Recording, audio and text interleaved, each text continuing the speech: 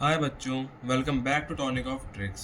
आई hope आप सब अच्छा कर रहे होगे एंड आई होप आपने पिछले वाली वीडियो इन लॉज ऑफ मोशन की जो फर्स्ट वीडियो है आपने देखी होगी। इस वाली वीडियो में मैंने कहा था कि मैं इम्पल्स और कंजर्वेशन ऑफ मोमेंटम पढ़ाऊँगा, बट मैं उसे आपको बाद में पढ़ाऊँगा। मुझे कुछ ऐसी टर्म्स पढ़ानी है इस चैप्टर में जो इस चैप्टर की फाउंडेशंस है बिल्कुल। ठीक है, तो इसमें पहले आता है हमारे पास सम कॉमन फोर्सेस, कुछ कॉमन फोर्सेस जो हमारे पास लगती हैं। फर्स्ट आता है वेट।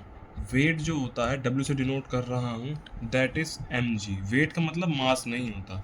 वेट का मतलब होता है नेट फोर्स, आपके मास की वजह से कितनी नेट फोर्स लग रही है। फॉर एग्जांपल अगर एम की वैल्यू 10 है और जी की तो वैल्यू 10 ही है, तो वेट हो जाएगा 100 newton. Weight is a force और मास इन केजी होता है। वेट इस प्रकार की फोर्स होती है।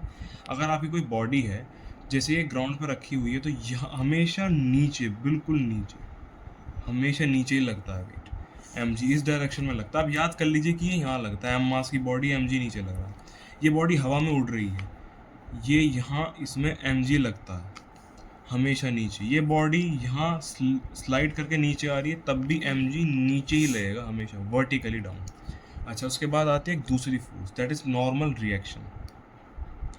नॉर्मल रिएक्शन में क्या होता है आपके पास कि अगर कोई भी बॉडी किसी भी सरफेस से टच में है, तो वो परपेंडिकुलर टू द बॉडी और opposite to the body force लगती है। जैसे ये बॉडी इससे टच में है तो हमेशा ऊपर नॉर्मल रहेगी। ये बॉडी इस सरफेस से टच में है तो परपेंडिकुलर टू द बॉडी यहाँ नॉर्मल लग रहा है, और ये बॉडी दोनों आपस में टच में है तो इस पे भी फोर्स लगेगी और इस पे भी फोर्स यहाँ नॉर्मल लग रही हो, दोनों टच में।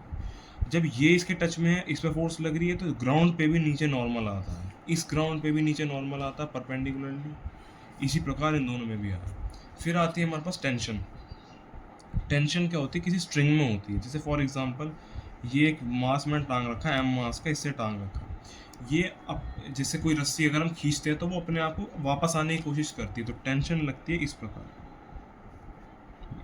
टी, ये टेंशन। या फिर अगर इस प्रकार आप बांध दें किसी धागे को, ऐसे बांध रखा है आपने एम मास के को, यहाँ मान लीजिए आपने कोई जॉइंट पॉइंट कर रखा है, तो ये यहाँ टी, ये यहाँ टी, और ये यहाँ टी, और यहाँ टी।